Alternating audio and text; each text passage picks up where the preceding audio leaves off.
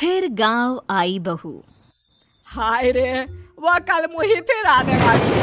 मैं तो नहीं चाहती कि वो यहाँ आए। वो तुम्हारे इकलौते बेटे की बीवी है, बहू है तुम्हारी, कोई बेगाना नहीं कि तुम नहीं चाहती कि वो घर ना आए।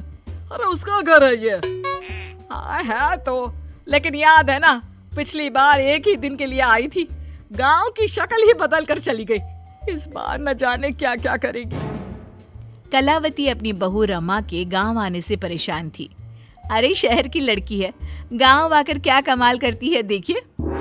रमा रेलवे स्टेशन पर। हाय रे, गांव की जमीन पर पैर रखते ही गोबर की बदबू आने लगी है। कैसी बात कर रही हो?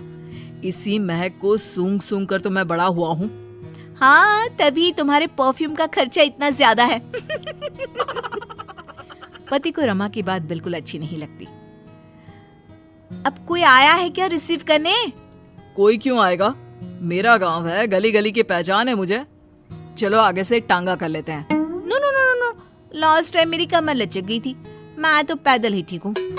भाई मैं तो टांगे पर ही जाऊंगा, वैसे भी शहर में टांगा कहाँ मिलता है। पति टांगा बुलाकर उसमें बैठकर चला जाता है। अरे वाह, हाय रे मेरा बेटा। पर बेटा इतना दुबला क्यों हो गया तू? बेटा बहू नहीं आई क्या? अच्छा ही तो है ना नहीं आई, आती तो बस अपनी शेखी झाड़ती रहती शहर की सारी। मुझसे नहीं होता, अभी आती तो कहती। बस तभी बहू की आवाज जोर से आती है। हाय रे, मेरे पैरों में मज्जी लग गई है। क्यों नहीं सरकार को बोलकर आप लोग सड़कें पक्की करवा लेते हैं? छी छी छी छी, कोई तो मेरे पैर में पानी डाल दो। अरे ये कहां से आ गई? मैंने तो सोचा था मेरा बेटा अकेला आया है। लेकिन जैसे ही सास की नजर बहू पर पड़ती है तो वो उसके कपड़े देखकर जोर से चिल्लाती है। अरे ये क्या पहन कर आ गई यहाँ? पता भी है कि कहाँ है वो? अरे कैसी लड़की है, बेटा शहर ही छोड़ देता इसे तो। हाँ हाँ, मुझे भी शौक नहीं है इस मिट्टी में पैर मारने का। अरे जा जाकर साफ हो जा और खाना बना ले। माँ जी, अभी अभी चली आ रही हूँ, आज तो खाना आप बना लेती। हाय रे, मैं बना लेती? कहीं की महारानी है क्या तू? जा जाकर काम कर, शहर की होगी अपनी, मेरे गांव में मेरी चलती है। हाँ जा। बहू जाकर नहा धोकर किचन में पैर रखती ही है कि जोर से चिल्लाती है। अरे वो गैस चूल्हा कहाँ गया? और सिलेंडर भी नहीं दिख रहा। माँ जी, मेरे पापा ने गैस इसलिए तो दिया था कि मुझे ये मिट्टी वाले चूल्हे में ना खटना पड़े, आपने वो भी हटा दिया क्या? हाँ, क्योंकि गैस का रेट पता है क्या चल रहा है, लकड़ी फ्री की होती है। अरे जा जाकर चूल्हा सुलगाकर खाना बना जल्दी से। अरे जाना, माँ की मदद कर दे आज के लिए। हाँ हाँ, बीवी का गुलाम। सास बहू एक किचन में। सर से पल्ला क्या तेरी नानी आएगी लेने? शादी को 2 साल हो गए, लेकिन लड़की बनी घूम रही है, ना बिंदी ना सिंदूर। अरे लगाया तो है सिंदूर, ये देखिए। बहू पल्ला गिराकर सास को सिंदूर दिखाती है।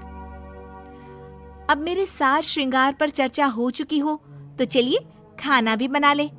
आप तो सुबह से ठूस रही होंगी, हम लोग तो अभी अभी आए ना सफर करके। उधर बाहर बेटा और पिता आपस में बात कर रहे थे। क्या है पापा, माँ को कुछ तो समझाइए, कैसी रहती है वो मीरा के साथ? अरे अभी तो शादी हुई है, प्रोफेशनल लड़की है, वो काम ना करे तो हम लोगों का घर ना चले। देख बेटा, तू ये सास बहू के बीच में ना बोले तो ही अच्छा होगा। ये ऐसा रिश्ता है कि कुछ भी कर लो, मन मुटाव तो बना ही रहेगा। वो तो है पापा, लेकिन चलिए देखते हैं। शाम को मीरा स्कर्ट पहन कर आती है। हे सासू माँ, मैं जरा बाहर जा रही हूँ। पास में वो जो मौसी रहती है ना, जो शहर से आई थी अपने पति के इलाज के लिए, उन्होंने घर बुलाया है। कौन, वो विमला मौसी? अरे ना ना, उनके घर ना जाना, उनके घर मौसाजी नहीं रहे हैं, 2 हफ्ते पहले ही देहांत हो गया उनका। ऊपर से तू ये फराक पहन कर चली जाएगी। अरे ना बाबा ना। ओहो, फिर तो जाना ही चाहिए, आप भी चलिए ना। ना ना, तेरे जैसे कार्टून के साथ तो मैं कहीं ना जाऊं। बहू मॉडर्न कपड़ों में गांव की मौसी के घर जाती है, जहां सभी घर वाले उसे देखने लगते हैं। अरे ये क्या हो गया, कौन आया है जो सारे ऐसे देख रहा है? माँ, कोई कबूतरी सी लग रही है, देख तो। मौसी के सामने बहू को देखकर वो उसे पकड़कर रोने लगती है। हाय रे बहू, क्या बताए, तेरे मौसा जी नहीं रहे। शहर में तेरे घर पर रहकर मैंने उनका इलाज करवाया, लेकिन मैं बचा नहीं पाई उनको। देखिए मौसी, जो होना था वो तो हो गया, लेकिन अब कैसे चलेगा घर? तभी एक सरकारी आदमी उनके घर आता है। ये विमला देवी कौन है? मैं ही हूँ। कौन है, कहाँ से आए हैं आप? मैं आपके पति के दफ्तर से आया हूँ। ये कागज में आपके साइन लेने हैं, जरा जल्दी कर दीजिए। विमला मौसी जैसे ही साइन करने जाती है, बहू रोक लेती है। रुकिए मौसी, कभी भी आंख बंद करके साइन नहीं करना चाहिए। देखिए तो क्या लिखा है पेपर में। अरे बिटिया, हम कहाँ पढ़ना लिखना जानते हैं। जब से ये गए हैं साइन ही तो किए जा रहे हैं। लाइए, मैं पढ़कर देखती हूँ कि क्या है। देखिए मैडम, ये इन लोगों के घर का मामला है। आप ना ही बोले तो ठीक है, इसमें कोई गलत बात थोड़ी ना लिखी है। अरे हम चोर नहीं, सरकारी लोग हैं। जाने दे बहू, कुछ गलत नहीं होगा। अरे पर पेपर पढ़ने में कितना वक्त लगता है, और अगर कुछ गलत नहीं है तो आपको परेशानी क्या है? बहू पेपर छीन कर पढ़ लेती है और फिर, मौसी, इस पे साफ साफ लिखा है कि मौसा जी की जो नौकरी थी, जो आपके बड़े बेटे को मिलनी है, उसे आप अपनी खुशी से इस आदमी को देने को तैयार हैं।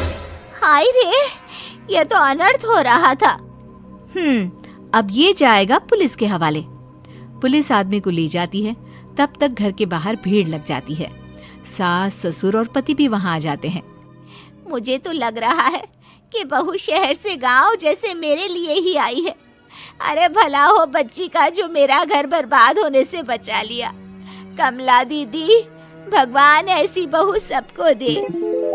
अरे और क्या, इसीलिए तो मैंने पढ़ी लिखी बहू चुनी अपने बेटे के लिए।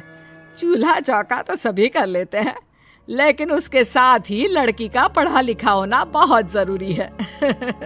चल बहू, घर चलते हैं, रात के खाने की तैयारी भी तो करनी है ना।